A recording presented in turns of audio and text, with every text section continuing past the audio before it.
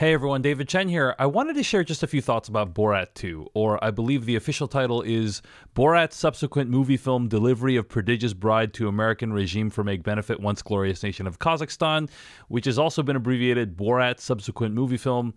Let's just call it Borat 2. The original Borat movie came out in 2006, and it can be easy to forget how wildly popular and what a cultural phenomenon it was, putting aside all the "my wife" jokes that people have said in the years since. The movie made over $250 million, and it was nominated for an Academy Award for writing. I was an Ali G Show fan from way back, and so I was already really excited to see Borat 1 when it came out in 2006, and I was not disappointed. They managed to transplant the magic of the Borat character from the show onto the big screen, and I had a great time with that film. Now, I'm of the opinion that, yes, the original Borat did reveal a bunch of America's latent racism, xenophobia, and just general ignorance about the state of the world and other countries. But I actually also feel like the original Borat film revealed how polite Americans were, how kind they are, how willing they are to adapt to situations that they aren't familiar with. The late Christopher Hitchens wrote an article in 2006 for Slate.com entitled "Kazakh Like Me." Borat reveals the painful politeness of American society. And I'm going to quote from the article here, quote, "Among the cultural learnings is the discovery that Americans are almost pedantic in their hospitality and politesse. At a formal dinner in Birmingham, Alabama, the guests discuss Borat while he's out of the room, filling a bag with hors d'oeuvres in order to bring it back to the table as it happens, and agree what a nice young American he might make. And this is after he called one guest a retard and grossly insulted the wife of another. And remember, it's Americana that is crass. The Tony hostess even takes him and his bag of shit upstairs and demonstrates the uses not just of the water closet, but also of the toilet paper," end quote. Don't get me wrong, I don't think Americans come off as flawless in Borat 1 or anything, but I do think there's something to what Hitchens has said here. And honestly, it's what I remember Borat 1 the most for, is Americans' willingness to bend over backwards just to make everything seem normal. It's a trait that served us well for many years, and it's also something that served us particularly poor in the last 4 years. We're now facing a pandemic that's killed over 220,000 Americans, a president that has no plausible plan to fix it, an economy that is in tatters while Congress is doing nothing to help, and a significant portion of the population believe in conspiracy theories, and some portion of that population are plausible candidates for Congress.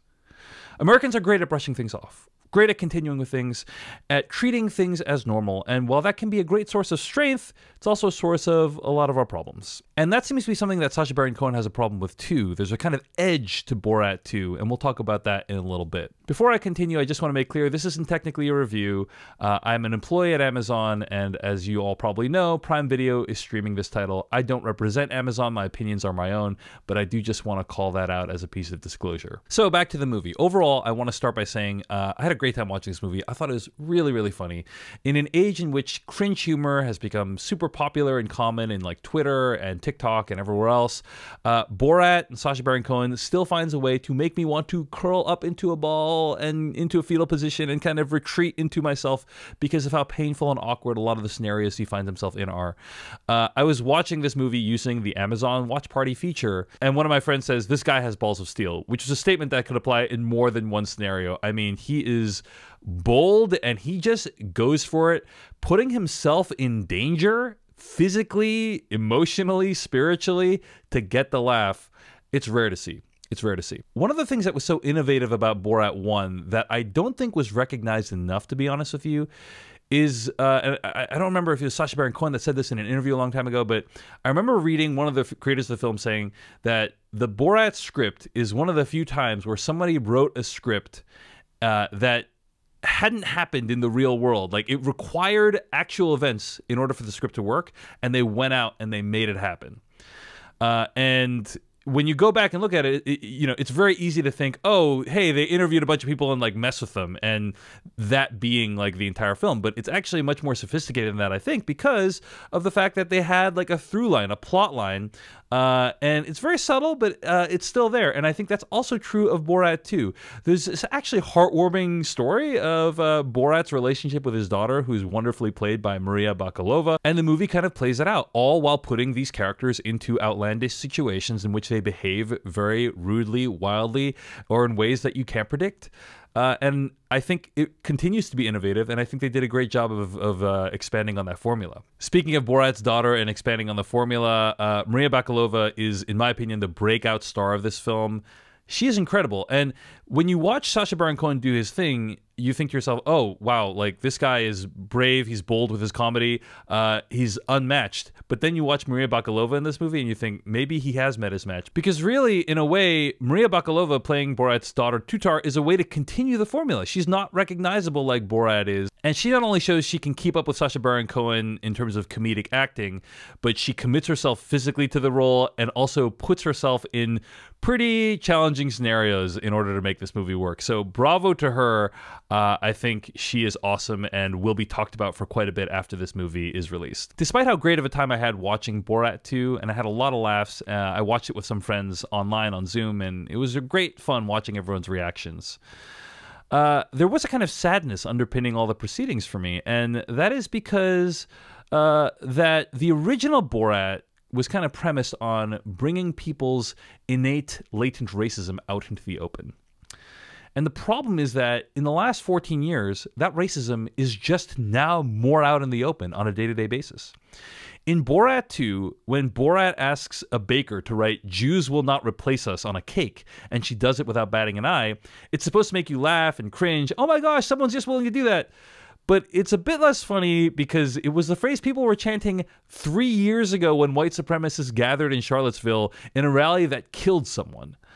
And so I think that a huge part of the revelation of the Borat character and Borat 1 was making you say, I can't believe someone said that. I can't believe someone did that. And now, with everything that's happened in the last 14 years, I can believe it. I can believe all that stuff happened. On that note, though, I do want to say I think the humor in this movie, Borat 2, is very refined and more focused than in the original. I don't think it's an accident that the first movie was about Borat's attempt to make Pamela Anderson his wife. Like, Pamela Anderson kind of represented this idea of America, I think, according to the creators of that film. While this movie is about Borat trying to gift his daughter to Mike Pence. This movie is primarily focusing its sights on Republicans in power and the people that enable them. Sacha Baron Cohen himself has become more of an activist recently, and I think he realizes that while satire can help, he himself wants to do everything he can to make the world better, to speak out against injustice.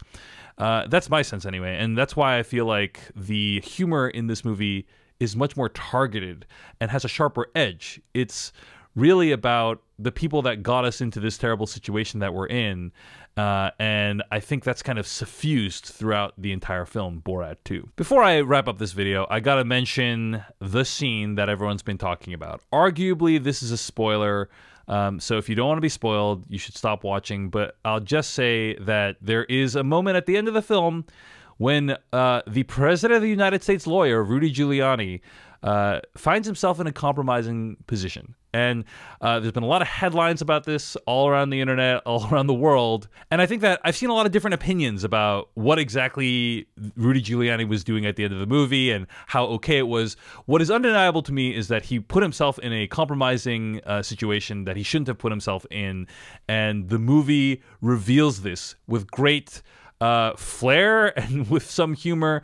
And I think that it's remarkable that they were able to get this. It's just a testament to Sacha Baron Cohen's commitment to the bit, that he's willing to go against really, really powerful people and try to make them look as bad as possible. So anyway, those are my thoughts on Borat 2. I hope you enjoy the movie streaming right now on Prime Video. And thanks for watching. If you're interested in watching more videos, make sure you hit like or subscribe, hit that bell icon. That's the only way you're going to get notified whenever I make new videos. Thanks to all of my patrons at patreon.com/Dave Chen for making my videos and all of my content, like my podcast, Culturally Relevant, possible. Let's conclude by reading some comments from the last video in which I reviewed the trial of the Chicago 7. Mark Baker writes, "Buckshot Sorkin never changed, David Chen." Buckshot Sorkin, a phrase I coined in that video review. I hope you enjoyed it. Mark Warner says, this post is the Umbra of the Venn diagram of Aaron Sorkin and not another teen movie. They said it could not be done. David Ched said, hold my beer. Thank you so much, Mark Warner. Also, great usage of the term Umbra. Haven't heard that used virtually ever. So nicely done, Mark Warner. And thank you so much for being a patron of mine. Kyle Legal said, the overall tone of the movie just felt too polished and the ending really exacerbated that. It had its peaks, but I think it ends up being kind of forgettable. I'm sorry to hear you didn't enjoy the movie, Kyle. I still really like the Trial of Chicago 7, despite my problems with it.